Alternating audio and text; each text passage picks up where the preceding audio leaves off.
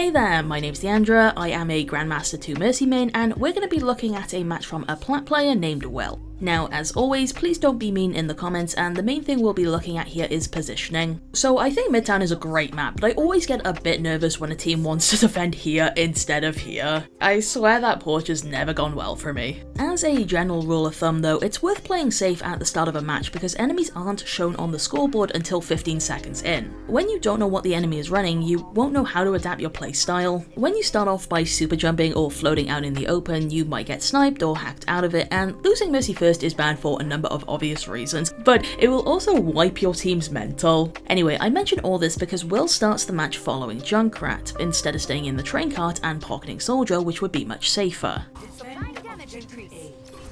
Don't be too reckless out there. We have all the squishies on this side of the train cart while our Rhine is alone on the other. Since he has a big health pool and a shield, I sort of feel like Will should have just walked to Rhine instead of using GA, if that was possible, to save it in case he needed to get back to the squishies faster.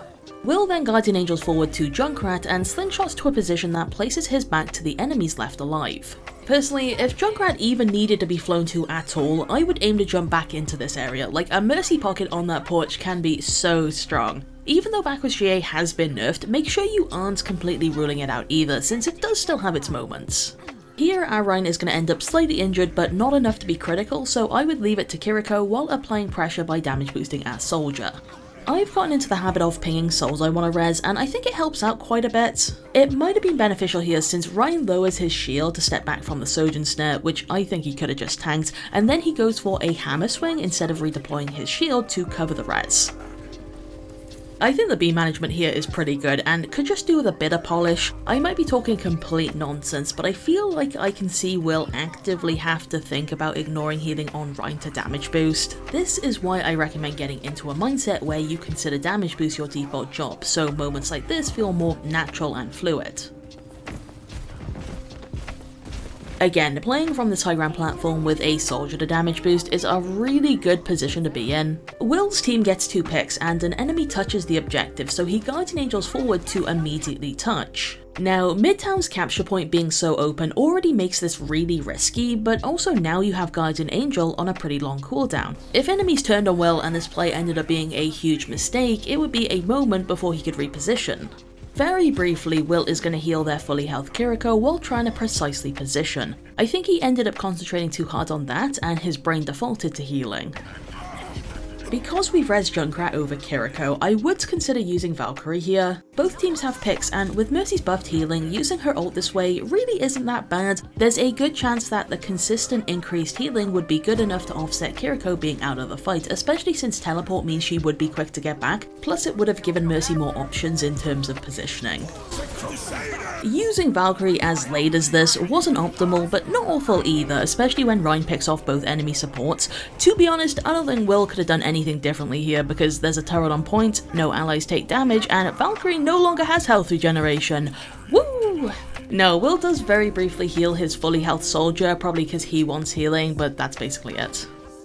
One of my general notes for this VOD review is that Will randomly jumps a lot, and as you climb, this can be very detrimental. Keep in mind it makes your movement a predictable up-down arc. It's important to ask yourself why you're jumping. Is it just mindless, or are you trying to make yourself harder to hit? Because in that case it could be worth examining your overall positioning. For example, can you use cover and tighter angles better to hide yourself so you don't feel the need to jump?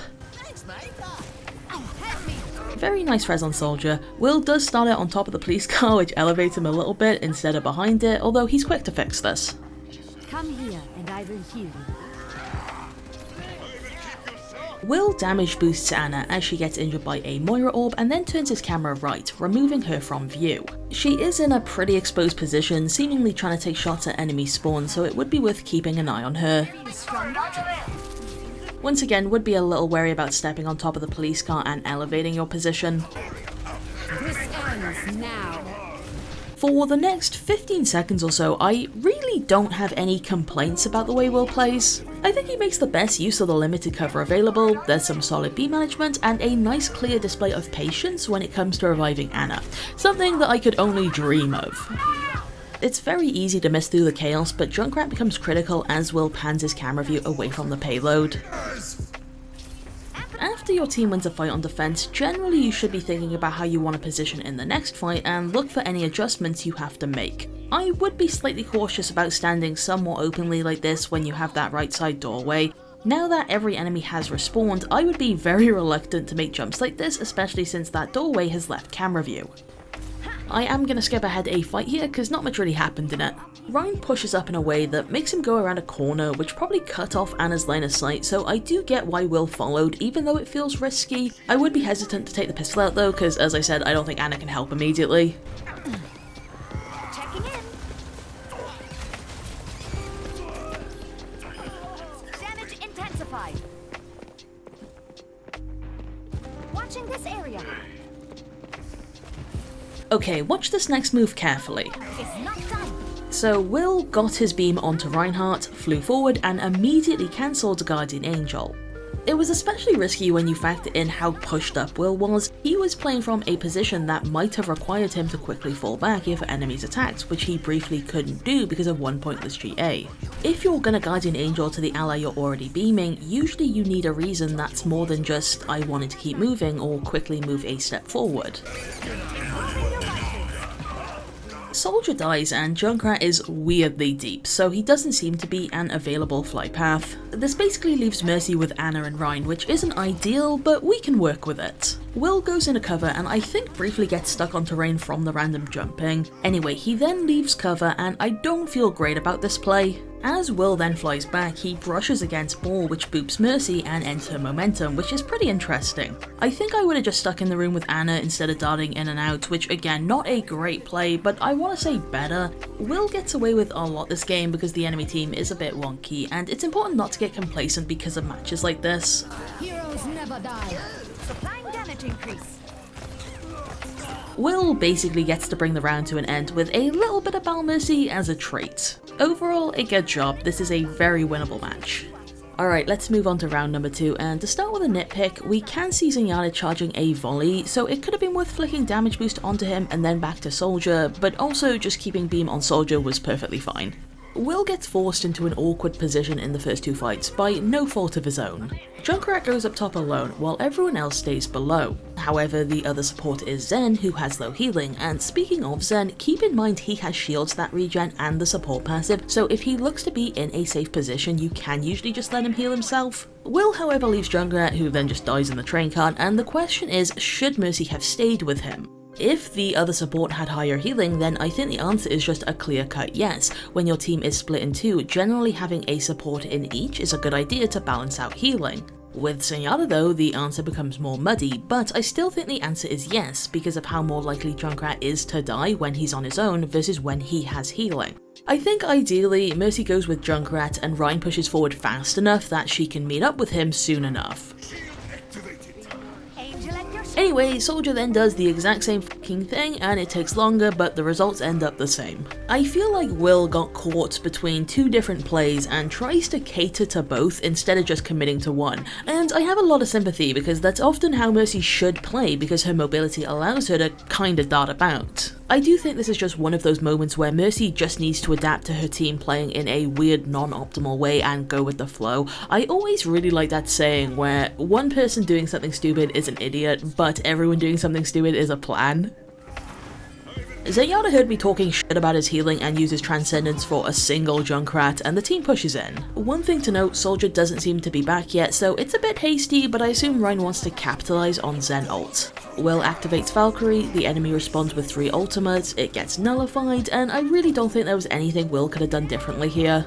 Once the team regroups, Will is going to damage boost his ulting Soldier, overhealing his injured Reinhardt. Normally I would absolutely commend this, and I don't think it's a bad play here, but there are some things that should be considered. Enemy Sim will place her wall down so Soldier doesn't hit anything at first, meaning it might have been worth healing Ryan out of critical range as Soldier moved up to push past it. Also, Moira has faded forward and Will just Guardian Angeled, so Ryan is behind him out of camera view. Ryan did not get healed until Will readjusted his camera view, so he stayed critical longer than he should have.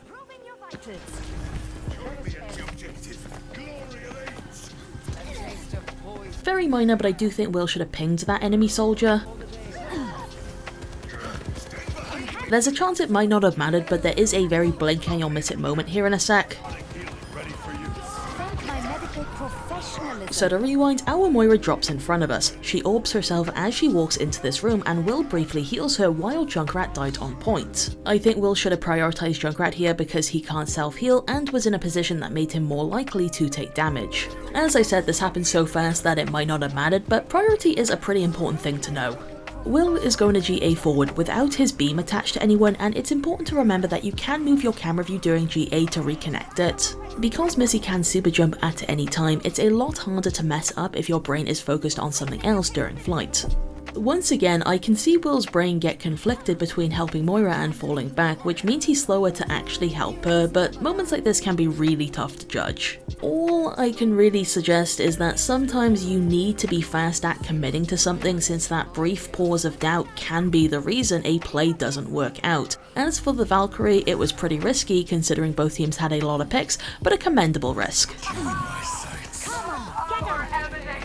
So we have enemy soldier ulting to the right, and Will's beam cannot reach allies on point. Prioritizing personal safety over contribution efficiency by staying put isn't ideal, but I do get it here. That being said, presumably the Junkrat we just revived is somewhere to our right and beamable. That would be better than nothing, as would taking pot shots at enemies on point with the pistol. Will then GAs forward and absolutely should be dead here. I think what I would have done here was beam Junkrat until soldier ult was over or unlikely to target me, then rotate to our soldier like this, then try to help allies on point. Supplying damage increase.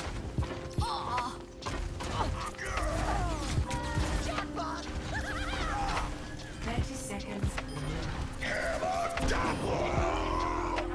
Will is with the 2 DPS here, and it's important to note that his soldier is really close to ult. When both DPS end up taking some damage, Biotic Field is placed down, and personally I would try to damage boost here because soldier gets a little bit of ult charge for healing people. In reality, it means he probably gets his ult only like half a second faster, but I think min-maxing stuff like this can go a long way, even though it's usually not obvious.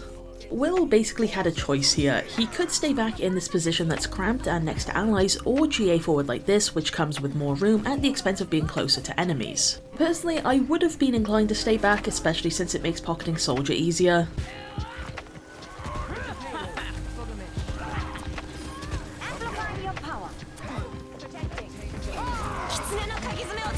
In a couple of seconds, Will is going to GA to Rhine like this, which will place him close to Junker Queen. Always keep in mind you can do camera flicks to adjust your movement in moments like this, especially if you trust your beam linger time.